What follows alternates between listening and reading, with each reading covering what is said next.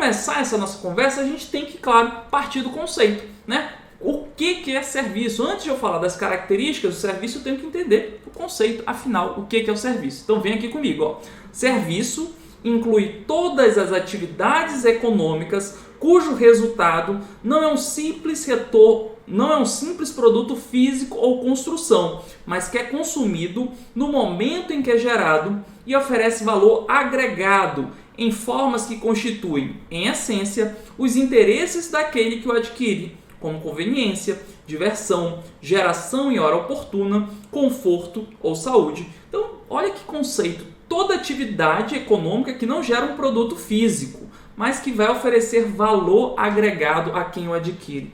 Nossa, Marcelo, que negócio complicado. Como assim? Pensa comigo. Quando você vai, por exemplo, numa consulta médica, você sai dessa consulta médica com um produto físico, com uma construção?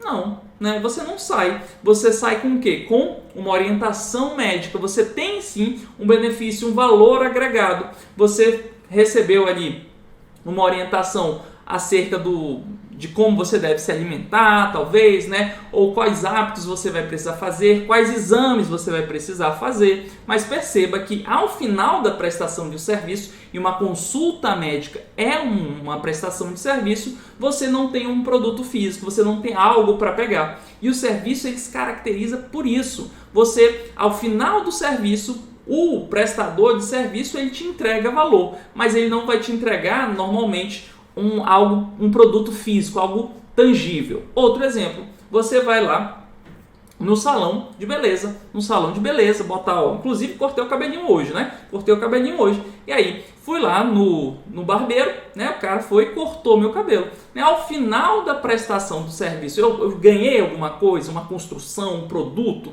saí da barbearia com algo a mais?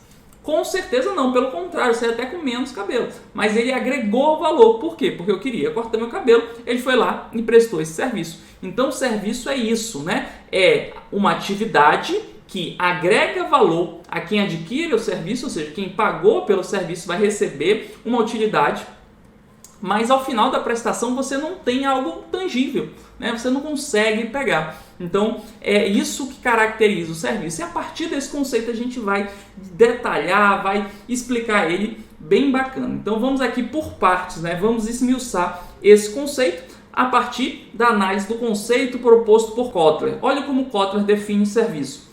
Definimos serviços como qualquer ato ou desempenho essencialmente intangível, ou seja, eu não consigo pegar, eu não consigo tocar, que uma parte pode oferecer à outra e que não resulta na propriedade de nada. Então, de novo, essa história de que você, ao final de um serviço, você não tem uma propriedade, você não tem um bem físico, tá bom? Então, a partir desses conceitos, o que a gente pode concluir? Ora, a gente pode concluir que serviço é o resultado de um serviço não é um simples produto físico ou construção. Pelo contrário, o serviço ele não vai gerar um aspecto tangível, né? Beleza, essa é a primeira característica. Outro ponto, né? O serviço não resulta na propriedade de nada. Foi o exemplo lá do médico. Você não se tornou dono do médico, você não se tornou dono de nada. O que você adquiriu ao final da prestação de serviço? Um conhecimento acerca da sua condição de saúde, né? Um encaminhamento para os exames. Então, você recebeu ali algum tipo de utilidade, mas não recebeu a propriedade de nada. O que eu recebi em troca lá do barbeiro? Eu recebi um cabelo cortado, né? Mas eu não me tornei dono de nada, né? Não foi um aspecto tangível, beleza?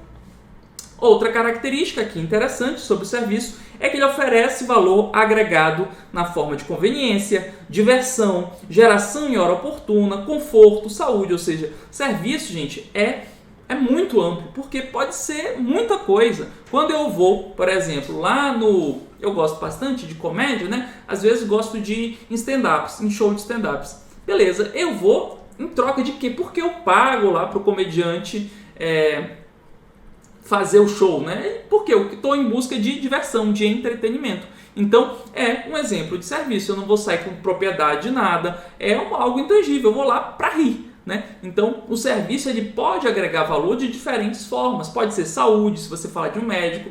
Pode ser saúde também quando a gente fala de personal trainer, pode ser educação. Isso aqui é uma prestação de serviço. Eu estou dando uma aula para você. Ao final da aula, você não vai ter um produto físico, né? Você vai ter um conhecimento, que é o quê? Um aspecto mais intangível. Então, a prestação de aulas de reforço, prestação de aulas é um exemplo de serviço também. Então, o serviço ele tem essas características, né? Ele oferece valor agregado na forma de conveniência, diversão, geração em hora oportuna, conforto, saúde e é intangível. E aí, o que é interessante a gente perceber desse nosso bate-papo?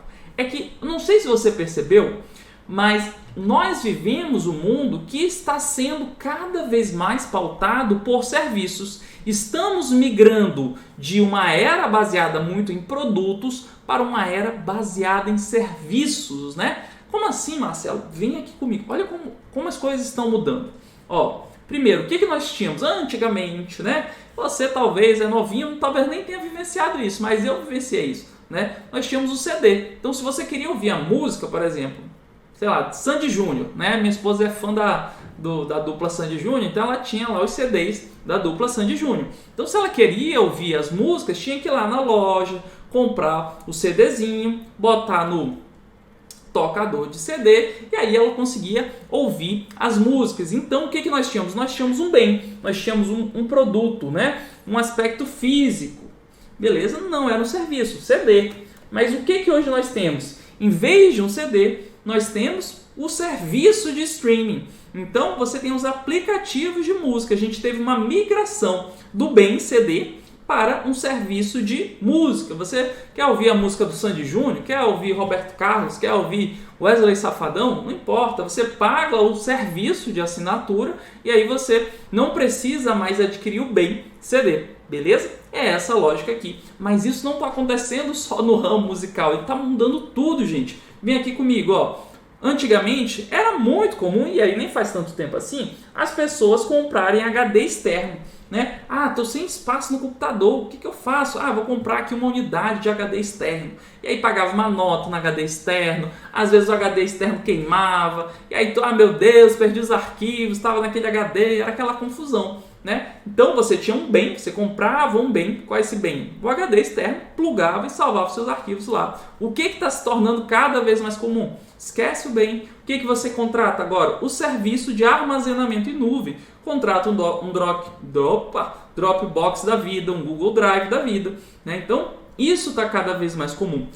É muito comum, essas situações são muito comuns, mas tem outras que estão surgindo e eu tenho certeza que vão se tornar bastante populares. Né? As pessoas ainda, em sua maioria, têm o hábito de comprar o carro. Né? Pô, sobrou um dinheirinho aqui, eu sempre sonho em comprar um carro. Vai lá e compra o carro. O que já existe, inclusive já tenho vários colegas lá no trabalho que fizeram essa opção. Você não compra mais o carro, você não quer ser mais o dono do carro. O que você quer? Você quer o serviço. Né? Então você não compra mais o carro, mas você contrata o serviço de carro por assinatura, né? Então é uma possibilidade, já muita gente utiliza, né? Ou o serviço de Uber, que aí você vai contratar o transporte, mas ainda tem um meio termo aqui, que é uma locação de carro, de veículo, por longo prazo.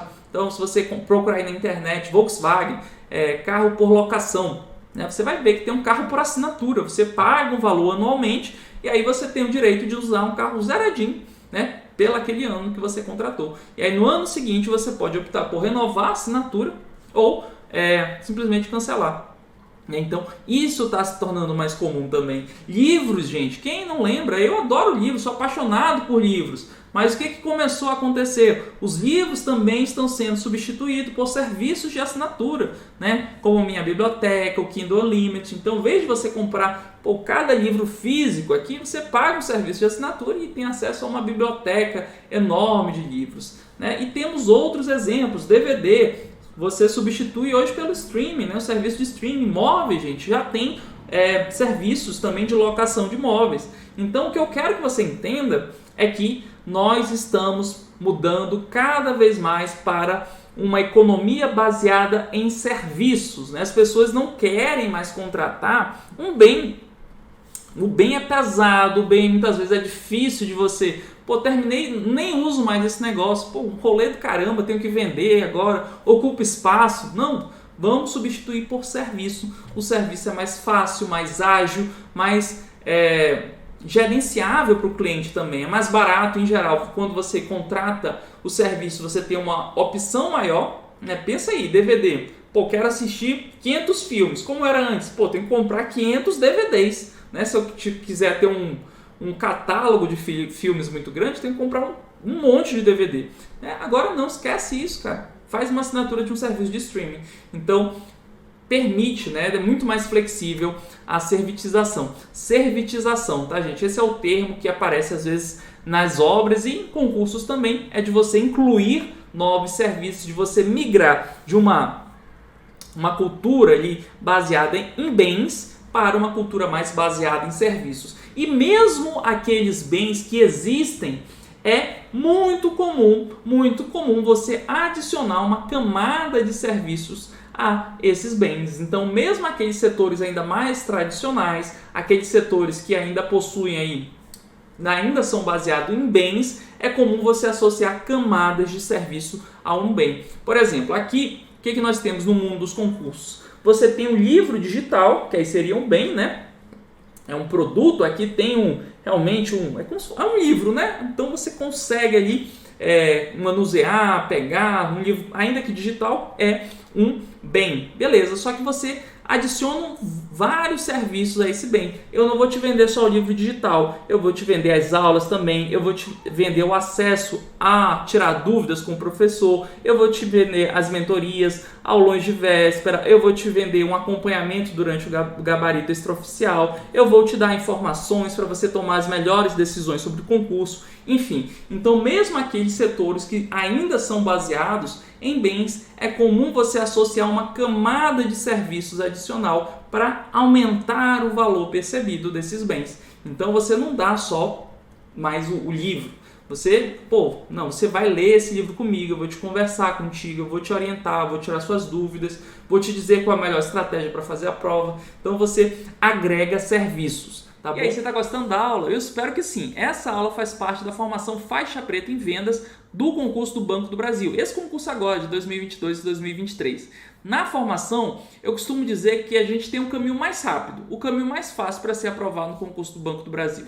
Por quê? Porque na formação eu estruturei o passo a passo que eu segui como concurseiro, né? Esses 10 anos que eu acumulei como concurseiro, coletando várias aprovações para auditor, para analista judiciário, para administrador, enfim, várias aprovações. O que eu percebi? Que a forma mais fácil de você ser aprovado é, primeiro, estudando a teoria. Você tem que saber a base teórica dos assuntos. Só que essa teoria ela tem que ser bem objetiva, bem de acordo com o seu edital. Não dá para você ficar viajando muito na maionese. Então, aulas teóricas objetivas com a prática de questão, que é justamente o que a gente está fazendo hoje, né? Então, as aulas teóricas com questões, só que não basta você ficar só na teoria. Você também tem que intensificar a prática de questões. Então, lá na formação, além das aulas teóricas com as questões, nós temos o quê? Nós temos o simulado, porque no simulado você vai se testar. Será que eu estou conseguindo absorver o conteúdo mesmo? Será que eu consigo lembrar o que eu estudei lá no começo? Então, o simulado vai ser esse ponto, esse momento, esse instrumento que a gente utiliza para saber o que está ficando daquilo que eu estudei.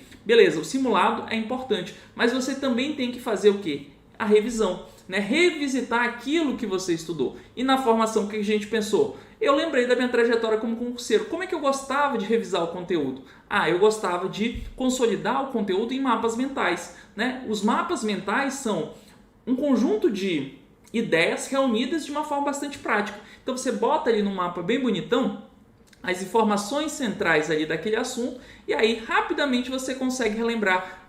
Eu estudei isso, é verdade, é assim, assim. Então o mapa mental ele ajuda muito na revisão e foi por isso que a gente definiu. Na formação a gente vai ter mapas mentais bem caprichados, né? Feitas aí por uma design, eu faço todo o conteúdo e ela deixa bonitão, né? Então é o melhor para te ajudar na revisão. Aí eu pensei, poxa, no conteúdo lá do Banco do Brasil tem legislação, né? E é um saco estudar legislação, né? Ficar ali, lei por lei, artigo por artigo é maçante. Como é que a gente pode fazer esse estudo de legislação se tornar mais atraente? Aí eu pensei, era o que eu fazia. Eu utilizava flashcards, né? Os flashcards, eles tornam o estudo da legislação mais interessante porque é como se você estivesse fazendo várias pequenas questões o tempo todo sobre os principais artigos daquela resolução ou daquela lei. E eu falei, então na formação a gente vai utilizar principalmente flashcards. Vamos ter aula, sim, da legislação, mas vamos utilizar os flashcards para os alunos intensificarem, porque foi assim que eu aprendi, então eu tenho certeza que eles vão aprender melhor dessa forma. Em resumo, a formação é o caminho mais rápido, é o caminho mais estruturado